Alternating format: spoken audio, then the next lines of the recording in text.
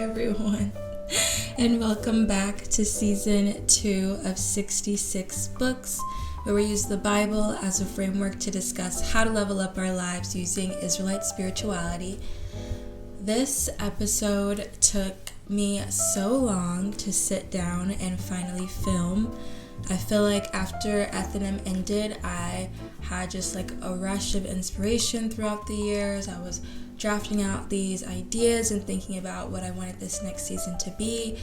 But to actually sit down and film it, I don't know. I feel like there's something to when you're consistent and then suddenly you take a break off from something, you have to come back and it just takes a minute. It just takes a minute to get back into the swing of things. So I ask for your patience as I get back into the swing of things for this episode. I always feel like the first episode, the first iteration of something is always the hardest, but I'm really excited to come back this season because of the theme that I want to share for this season. Here in the Atlanta branch, our morning services these past few weeks have just been so good. Man, they've been so good. I feel like the questions that we're having, the discussions that we are allowing to come forth are just expanding and shaping in a way that maybe they've never had before. And it really feels aligned with just this freedom era of wanting to do bigger and better things for our nation and for our God. And so just to give a brief background for this, as well as our theme for our branch, or one of the themes, has been rebuilding our nation. So focused on nation building. And I feel like it's so aligned even with some of the Saturday messages and Friday night messages I heard. Even right before a bib, there's been this large focus on unity recently, this desire to put everything aside and come together as an Israelite community to move forward and create a nation and lead a generation that our God can be proud of. And so this idea of nation building, where we're having discussions about actual systems and infrastructures that we can lay down now and build upon for the advancement of our community physically and spiritually, has been really exciting and invigorating for me. And so I wanted to use it as inspiration for this season. So this season is going to focus a lot on community building, a lot on unity. There's going to be a strong focus on our freedom era and what it means to really embrace this.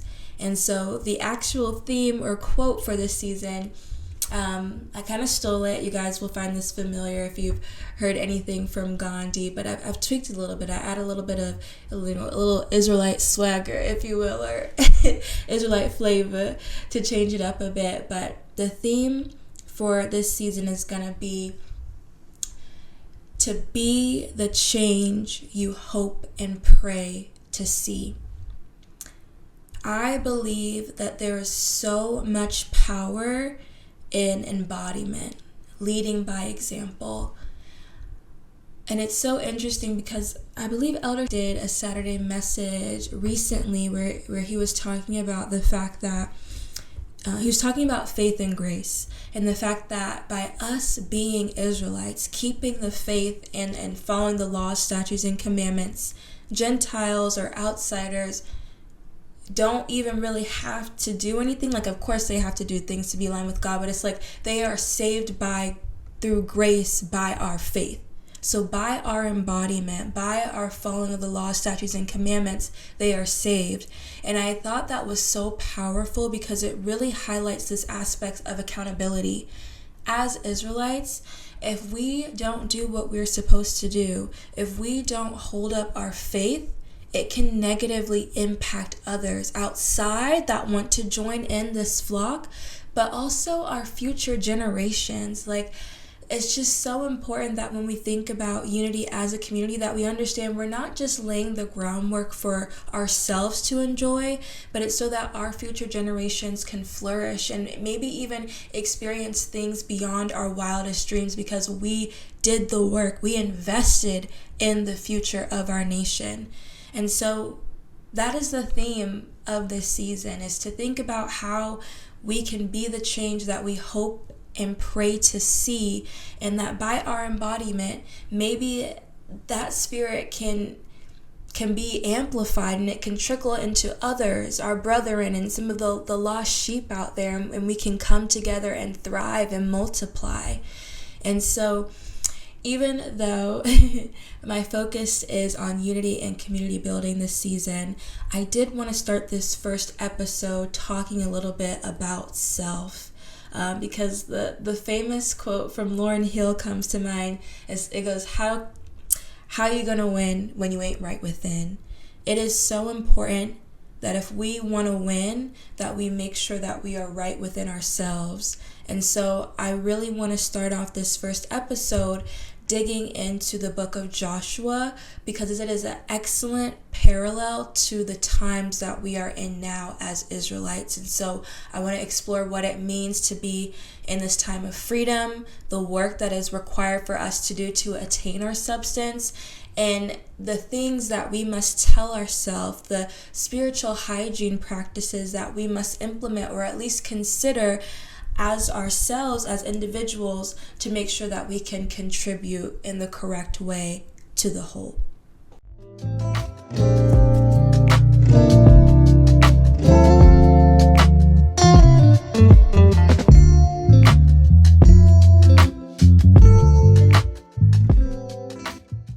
Now after the death of Moses, the servant of the Lord, it came to pass that the Lord spake unto Joshua, the son of Nun, Moses' minister, saying, Moses my servant is dead. Now therefore arise, go over this Jordan thou, and all this people, unto the land which I do give to them, even to the children of Israel. Every place that the sole of your foot shall tread upon, that have I given unto you, as I said unto Moses. From the wilderness and this Lebanon, even unto the great river, the river Euphrates, all the land of the Hittites, and unto the great sea toward the going down of the sun shall be your coast. There shall not any man be able to stand before thee all the days of thy life. As I was with Moses, so I will be with thee. I will not fail thee, nor forsake thee. Be strong and of good courage, for unto this people shalt thou divide for an inheritance the land which I swear unto their fathers to give them. Only be thou strong and very courageous, that thou mayest observe to do according to all the law which Moses my servant commanded thee. Turn not from it to the right hand or to the left, that thou mayest prosper whithersoever thou goest. This book of the law shall not depart out of thy mouth, but thou shalt meditate therein day and night, that thou mayest observe to do according to all that is written therein. For then thou shalt make thy way prosperous, and then thou shalt have good success. I so enjoyed reading the book of Joshua because there were so many aha moments for me with this. You know, we always talk about our modern day Moses, our modern day Joshua, and you can really see that when you read the scripture. Just as a context, so we see here that there's a transitionary period that happens with Moses' death. And so with this transfer of leadership to Joshua, there are now new action items to reach the goal, which is to obtain our substance, that land that we were looking to acquire. And it's so interesting because with Moses, when you read the books of Exodus and Leviticus, you can see that there was a strong focus in the sense that we were essentially given our identity. We were given the name of God, the God of Abraham, the God of Isaac, and the God of Jacob. And all throughout Exodus and Leviticus, you see the laws, the statutes, the commandments, the culture of the Israelites come to life. And so with the book of Joshua, you can see that it's now intended for us to acquire that inheritance that goes along with our identity. And I see that today. With Elder, we were given the name of our God. We were able to reclaim our history as Israelites coming from slavery. The 400 years were up, and now we're in this freedom era where it's time to acquire that great substance that we are supposed to get as part of our inheritance. And so the way I always like to think of this is always the parent-child relationship. I always go back to that analogy because I think it's the best way to really understand what our relationship is like with the God of Israel. With a parent, that parent is responsible for teaching you who you are. And what I mean by that is your parent teaches you your name, and as you grow up, you start to learn the family values, the rules, the way of life that your family embodies. And as a result of you being that family member, your parent provides for you because you're a member of that family. And it's the same thing with the God of Israel. When we do what we're supposed to do and follow the law, statutes, and commandments, he's able to provide that inheritance for this example. But what was also such an aha moment for me with this was, I think it's important to note that in the scripture, our inheritance was not just given to us on a silver platter. Like, we had to go acquire it. The scripture even makes a point to mention that the God of Israel said, like, be of good courage, which implies that in order to obtain our inheritance, which in this case was the land, there are going to be challenges. The God of Israel is like, I will be with you. I will be with you just like I was with Moses. I got you. But be of good courage because this may be challenging, but as long as you do what I say, you'll come out on top. And so I think that is so important to remember that there will be challenges when it comes to acquiring our freedom. It's not just going to be handed to us. We have to consult with God. We have to pray. We have to fast. We have to talk to our brethren to figure out what that plan is and then go after it, knowing that there are challenges there, but that the God of Israel is on our side. And so another point I want to make in terms of overcoming challenges to attain freedom is this quote. I love listening to podcasts, so I always hear things and I'll write it down, especially things that really stick with me. And there's one podcast I listened to that I'll probably reference about 3 times today, but the lady was saying that abundance requires more courage than suffering.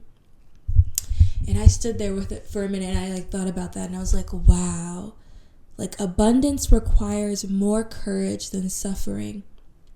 And I agree with that. I will say with suffering, pain, it's never easy, but to get out of that pain, to get to a place where you are better, where you are prosperous, it requires so much work and expansion of yourself in a way that is uncomfortable, in a way that requires so much courage and faith. And I think that's so important to remember, in addition to the fact that we must remember that we were never meant to do this life alone. We were never meant to do this life alone without God. The God of Abraham, the God of Isaac, and the God of Jacob. It's like you know these things, but to hear it said aloud, it permeates you. It changes your perspective. Like, if I truly want to be successful in my relationships, in my spirituality, in the projects that I have for Israel, in my career, why am I not going to the source? Why am I stressing myself out and trying to figure it all by myself when I can go to the creator of heaven, of earth, the God that has the power to change the hearts of men, the God that was able to split the Red Sea and allow his people to walk through on dry land, which we see replicated in the story of Joshua as well. What? It causes such a moment of reflection for me.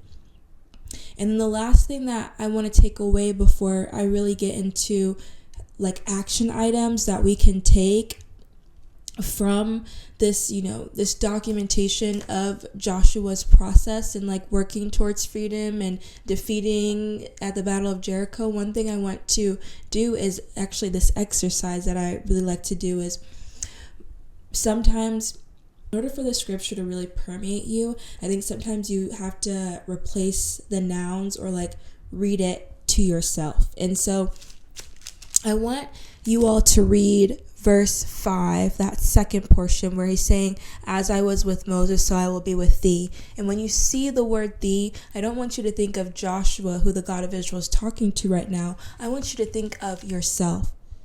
So as the God of Israel was with Moses, so will he be with you.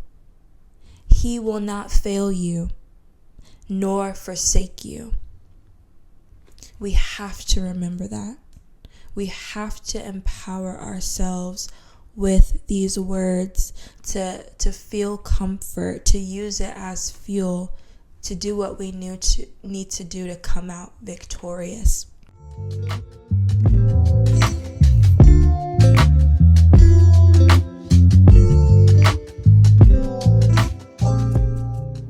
Now Jericho was straitly shut up because of the children of Israel. None went out and none came in. And the Lord said unto Joshua, See, I have given unto thine hand Jericho and thy king thereof, and the mighty men of valor. And ye shall compass the city, all ye men of war, and go round about the city once. Thus shalt thou do 6 days. And 7 priests shall bear before the ark 7 trumpets of ram's horns. And the 7th day ye shall compass the city 7 times, and the priests shall blow with the trumpets. And it shall come to pass that when they make a long blast with the ram's horn, and when ye hear the sound of the trumpet, all the people shall shout with a great shout, and the wall of the city shall fall down flat, and the people shall ascend up every man straight before him. So this scripture is going to show what happens when Joshua and the children of Israel follow the God of Israel's instructions. So verse 20. So the people shouted when the priests blew with the trumpets. And it came to pass when the people heard the sound of the trumpet, and the people shouted with a great shout, that the wall fell down flat, so that the people went up into the city, every man straight before him, and they took the city. And so I shared that scripture because I really wanted to highlight the victory. And I think it's important to ask ourselves, what did it take in order for us to get there? What did it take Joshua and the children of Israel to do in order to come out victorious? And when I read about the Battle of Jericho and all that transpired before, I can clearly see that spirituality was at the forefront. I mean, I had such a joy reading this scripture, and it's part of the reason why I love 66 books, because it kind of gets me back into it. You know, it allows me to explore more. And Joshua is so full. I mean, before the Battle of Jericho, like, they passed through the river Jordan, baptism, and then they were circumcised. They kept the Lord's Passover. And then Joshua is visited by a captain of the host of the Lord, I believe, who gives him more insight and instruction. Like, highly spiritual things are occurring all before this battle, which they end up victorious with, where they didn't lay a hand. It was all spirituality used in order to be successful. And it takes me back to this quote. I want to circle back here again. The last quote, it talks about how thou shalt meditate therein day and night, that thou mayest observe to do according to all that is written therein. For then thou shalt make thy way prosperous, and then thou shalt have good success.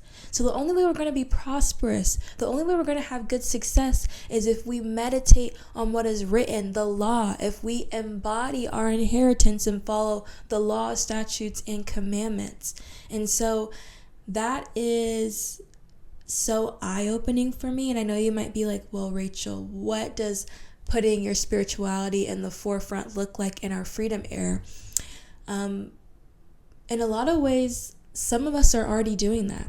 And I'll give an example. So one thing that I used to love during COVID, I had the absolute pleasure of helping to teach some of the cadet classes that were run for the children online via Zoom. And one thing that I absolutely love that we did during the Zoom call was we would say the pledge. There have actually been a lot of Israelite meetings, whether that's Daughters of Zion and just other organizations or even group projects, if you will, that I've worked on for Israel, like the spelling bee, where we will start off the meeting with saying the pledge. And it's things like that, setting that spiritual tone, which I think I talked about briefly in season 1, is putting our spirituality at the forefront. I mean, I've even been in situations where there have been prayer programs with a psalm before launching the start of a new year in an organization. I believe Rise did that at one time, where we all read Psalms 25 on like a new moon or a Sabbath. Like, it is things like that I consider putting our spirituality at the forefront in order to be successful for the nation building that we're doing. There's also a lot of other really great tips that we can take from Joshua and apply it to our lives. In addition to putting our spirituality at the forefront, in the book of Joshua, when he is given instruction to possess the land, I think it's very interesting that he says, prepare your victuals, for within 3 days we were going to pass over Jordan. To me, that amplifies the idea of moving with a quickness when the Spirit is with you. This is something that I really tried to think about recently this year, just like sometimes when you're praying and you get inspiration to work on a project or an idea comes to you to create something, to not just sit on it and like over plan and over analyze in your head, and to just move when like the Spirit is with you to move, because that's when, I don't know, it's like that's when you are at your most optimal state to be successful in what you're acquiring. And I think about it in the way of almost art for me, even 66 books. Like, there are some times where I'm inspired by an episode and I'm writing things down and I'm like, oh, I'm going to film today, but I don't. And it's like a few days later and I'm looking back at that episode plan. I'm like, ugh, I'm not really feeling this. Like, this might take a few takes before I really get into the feel of things. That's just a small example, but I think we can really see, like, when the God of Israel gives you instructions to move on it, move with a quickness. Don't let that planning be so long that it prevents you from even getting started. The second thing I like to highlight is, after the God of Israel gives instructions, which we just read in that first chapter, Joshua then gathers, I believe, the officers of Israel, and he shares what has been told, and their response is just like, you can see they have the utmost respect for him, and they're like, everything that you have said we will do, because just as the Lord was with Moses, he is clearly with you. And as you read the book, you can see that God of Israel made that intentional, that so that Joshua could almost assert his dominance, because it's hard working with the children of Israel. But I love that key of like listening and respecting the direction from your leaders, because the leaders of the nation that Joshua was talking to, they even said, he that does not listen to you shall be put to death. Like, back in the days of old, like, not listening and being disobedient cost you your life. And so I think that's very important in this freedom era to remember, like, our leaders have been given this role to help lead the people, to guide us in making decisions that are the best for our nation. And so it's very important that we listen and respect them, and that can be seen all throughout Joshua. The last takeaway that I want to share, and there were a lot of takeaways, but I had to pull out what I could do to fit into this episode, is you see that 2 spies are sent out to kind of look over the land, and this is where Rahab is introduced, the harlot, and she ends up taking in the 2 Israelite spies to hide them from the king when he hears that they're kind of looking at the land, scoping it out to overtake it. And she makes mention that, I know your God has given you this land. I heard about what y'all did up in Egypt and how the God of Israel really fought for y'all and made Egypt no more. I don't want any parts of that. So let me help you out. Let me hide you. And in return, please save me and my family when you do what you're about to do, because I know you're going to be successful. I think that really highlights the fact that in this era of freedom, we should be open to help and assistance from outsiders. And this is not the only instance in our history where outsiders helped us achieve what we needed to achieve in order to please our God. I even think of the King Hiram. He had such a great relationship with David that he literally gave resources to help build the temple for Solomon. Like, we got to think big. We got to think about, expanding our networks and our resources and being tolerant, right? And learning from others so that we can elevate our nation in the way that our God envisions for us. And so I so enjoyed reading this book of Joshua because it allowed me to almost do a check-in with myself. Like, am I exemplifying Israelite excellence? Am I doing my best? Am I trying to expand my network? Think about projects that are really going to elevate our nation, not in just one moment, but in a lasting way. And, I think this is such a great case study to see step by step what we can do to acquire our inheritance and to make the most out of what we've been blessed with. And so as I close out here today, I want to leave you with another quote. It's from that same podcast. And just as a disclaimer, I like to listen to different podcasts from different people because, one, it helps me get stronger in my own Israelite doctrine because certain questions are brought up or concepts are brought up, and I can kind of go through and be like, okay, well, what's the Israelite perspective? How would I defend this? And so it's like a really good almost exercise, a challenge for me. But also, I think it's really interesting how they go hard for their little G gods. And sometimes for me, it puts me in check of like, okay, they're going hard for their little G god. How much more for mine? And so the same podcaster mentioned this. I think I've said it in a Friday night before because I think it's such a great framework. But she said, I love my descendants. I love my descendants 7 generations down from now. And I'm willing to push back against all the noise, all the distractions, to do what I have to do to ensure that they thrive. Because the decisions that I make now will project out 2, 6, 7 generations forward. What I want to leave with everyone, and even myself here today, I want you to ask yourself, what type of generation do we want to be? What type of generation does our God deserve?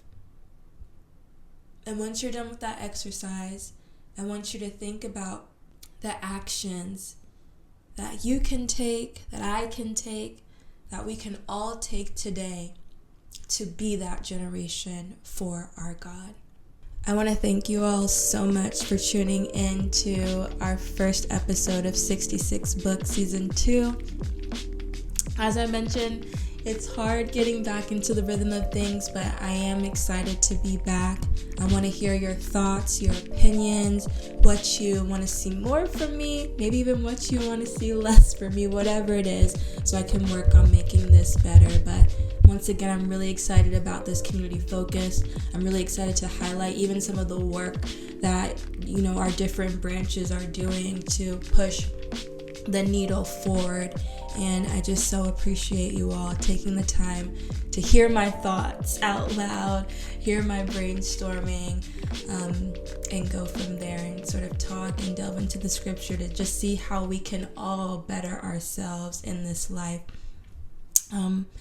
Just as a reminder, please, please, please, in the spirit of unity and community for our nation, please be sure to support all the programs that are on this channel, especially every Friday night at 7:30 p.m. Eastern. We have Friday night Bible study, and Saturday at 2 p.m. Eastern, you can catch the Saturday message. There are so many amazing topics being covered by so many different Israelites of different walks of life.